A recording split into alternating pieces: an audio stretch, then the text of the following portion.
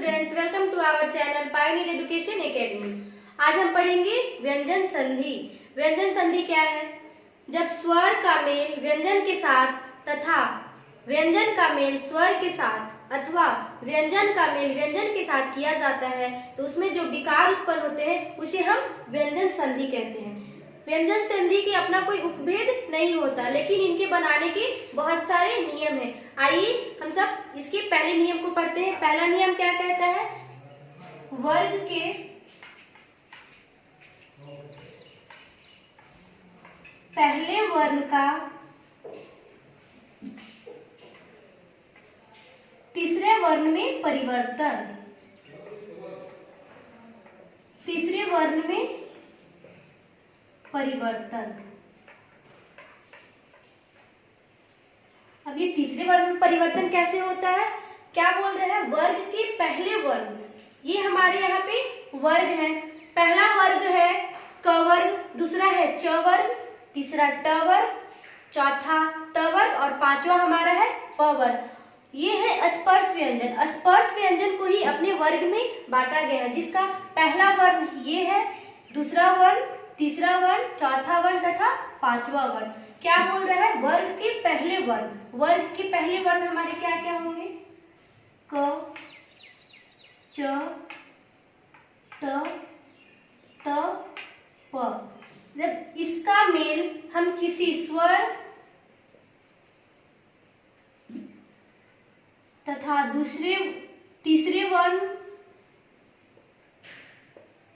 तीसरे वर्ण हमारे क्या हो जाएंगे? ग, ज, ड, द और ब तथा अंत चौथे वर्ण और अंतःस्थ व्यंजन के साथ किया जाता है। अंतःस्थ व्यंजन। अंतःस्थ व्यंजन हमारे कौन कौन से हैं? य, र, ल, व। तो इनसे जब इनका मेल किया जाएगा तो ये अपने ही वर्ग के तीसरे वर्ण में परिवर्तन हो जाते हैं। अपने वर्ग के तीसरे वर्ण में परिवर्तन हो जाते हैं। क जो है वो ग में परिवर्तन हो जाएगा। च का तीसरा वर्ण क्या है? ज तथा ट का तीसरा वर्ण क्या है? द। त का तीसरा वर्ण क्या है? द तथा प का तीसरा वर्ण म। और ये सेम रहेंगे। आइए अब हम इसके उदाहरण से समझते हैं कि क्या होंगे।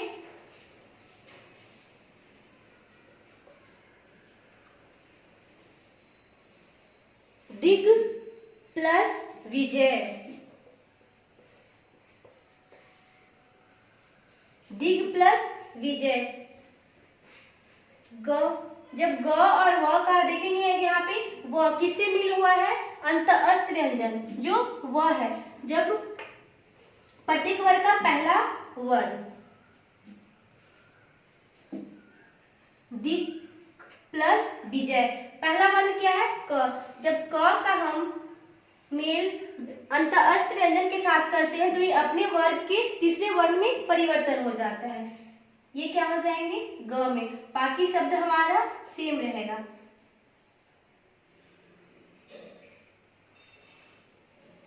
यहाँ पे क्या? जब क को ग में परिवर्तित कर दिए तो यहाँ पे क्या बचा? द बचा। इससे संधि हमारे क्या बनेंगे? दिग्विजय। ये लेकिन इसे हम इस तरह से नहीं लिख सकते, क्योंकि यहाँ पे कंडीशन क्या है कि यदि आधा वर्ण के बाद उसमें वर्ण में स्वर लगे होते हैं तो स्वर अपने पीछे वर्ण के साथ मिलकर उस वर्ण को पूरा करता है। तो इसे इस प्रकार से लिखेंगे।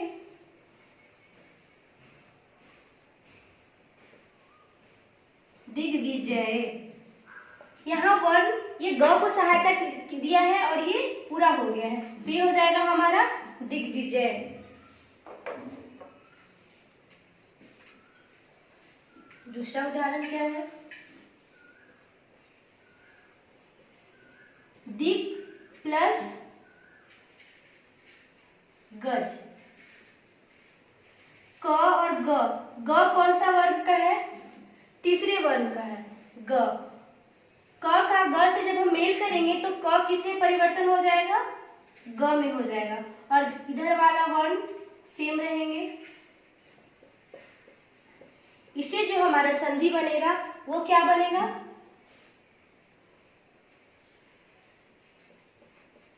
दिग्गज।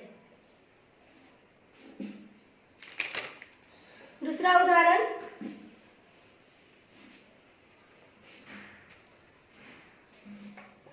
सत प्लस भावना।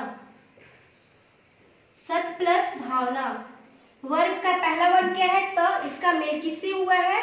भ से। चौथा तीसरे वर्ण के साथ हुआ है, चौथा वर्ण के साथ हुआ है क्या है? भ।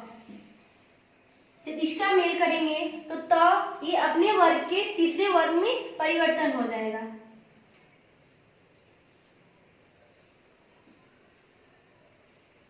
ये हो जाएंगे द और ये सब सेम रहेंगे।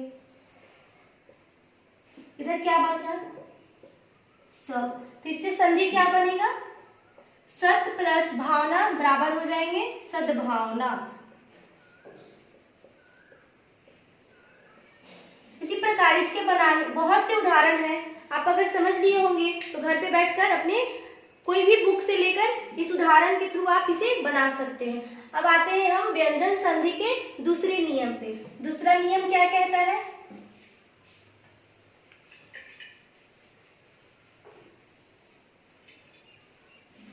प्रत्येक वर्ग का पहला वर्ण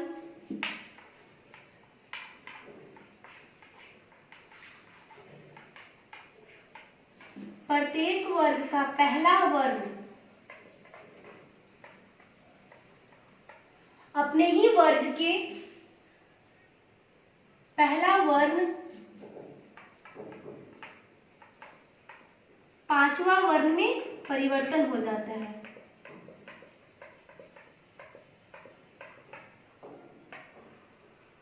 प्रत्येक वर्ग का पहला वर्ण पांचवा वर्ण में परिवर्तन। दूसरा नियम हमारा ये कहता है, क्या बोल रहा है? प्रत्येक वर्ग का पहला वर्ण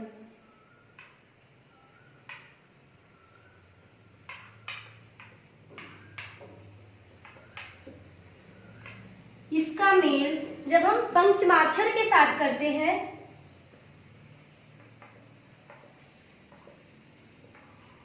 तो इसका परिणाम क्या होता है? पंचमाक्षर कहने का मतलब है कि ये इसके पहला वर्ण। एक बात ध्यान देंगे कि ये जो तीन वर्ण हैं इनसे कोई भी शब्द नहीं बनेंगे। तो हमारे पांचवा वर्ण कौन कौन से बचे? न और म। इसे हम ऐसे भी लिख सकते हैं,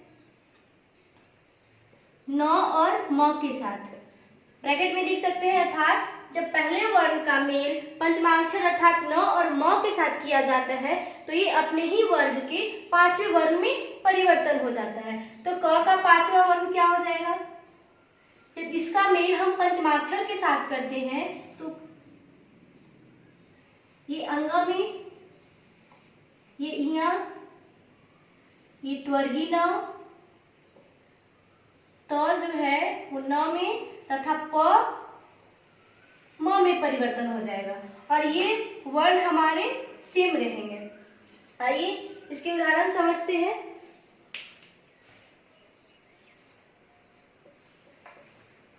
जगत प्लस नाथ, किसके साथ? इस पहले वर्ण का मेल किसके साथ कर रहे हैं? पंचमाक्षर के साथ। कौन है? न के साथ। तो जब इसका मेल पंचमाक्षर के साथ करते हैं तो ये अपने ही वर्ग के पांचवें वर्ण में परिवर्तित हो जाता है। तो जगत त का पांचवा वर्ण क्या है? न है। ये शब्द सेम रहेंगे। जब ये त न में परिवर्तन हो गया तो यहाँ पे हमारे कौन से शब्द बने? बचे जग। तो इससे शब्द क्या बनेगा? संधि जो हमारे यहाँ पे बनेगा वो बनेंगे न। इसमें हलंत लगे इसलिए ये आधा वर्ण बचा है। संधि क्या बन गए हमारे? जगन्नाथ।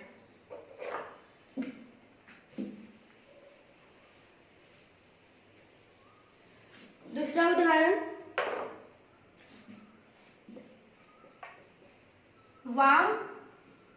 वाक प्लस मैं। जब क और म को हम मेल करते हैं तो ये क किस में परिवर्तन हो जाएगा, अपने ही वर्ग के 5वें वर्ग में, और ये वर्ण सेम रहेंगे। इधर हमारा क्या बचा, वा बचा। तो इससे जो शब्द बनेंगे वो संधि हमारा क्या बनेगा, वांग्मय। ये हमारे व्यंजन संधि के दूसरे नियम है। क्या कह रहा है कि प्रत्येक वर्ग का पहला वर्ण अपने ही वर्ग के 5वें वर्ग में परिवर्तन हो जाता है। अब हम पढ़ेंगे व्यंजन संधि के तीसरे नियम को। आइए देखते हैं तीसरा नियम हमारा क्या कहता है। तीसरा नियम जो है वो है छ संबंधी।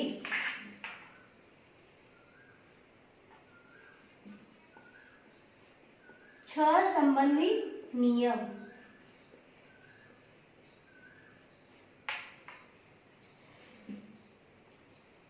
यदि शब्द की प्रथम शब्द की अंतिम ध्वनि अ, आ, ई, अ, आ, ई का मेल जब हम छ से करते हैं तो ये किसमें परिवर्तन होता है, जब ये दोनों का मेल हम छ से करते हैं तो ये अपने ही वर्ग के छ जो है दूसरे प्रथम वर्ग में परिवर्तन हो जाता है, अर्थात ये च बन जाते हैं। जब हम प्रथम शब्द की अंतिम ध्वनि अ या आ या ई का मेल छ से करते हैं तो वह च में परिवर्तन हो जाता है। उदाहरण से समझिए,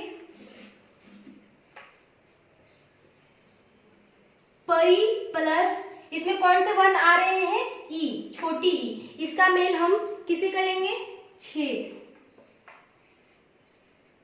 द्वितीय शब्द की अंतिम ध्वनि क्या आ रहा है, छ आ रहा है, तो जब भी ई का हम मेल छ से करते हैं तो ये किस में परिवर्तित हो जाता है, च में परिवर्तित हो जाता है।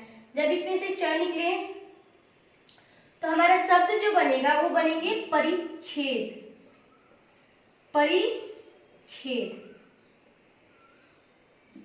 ई जो है वो च में परिवर्तन हो गया है। अब दूसरा हम लोग दूसरा उदाहरण, अनुच्छेद। अनु प्लस छेद, अनु प्लस, इसमें उ भी आएंगे।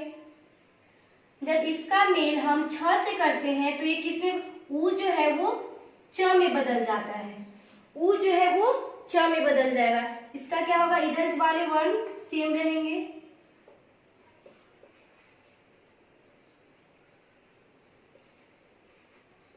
जो यहाँ पे हमारा संधि बनेगा वो क्या बनेगा,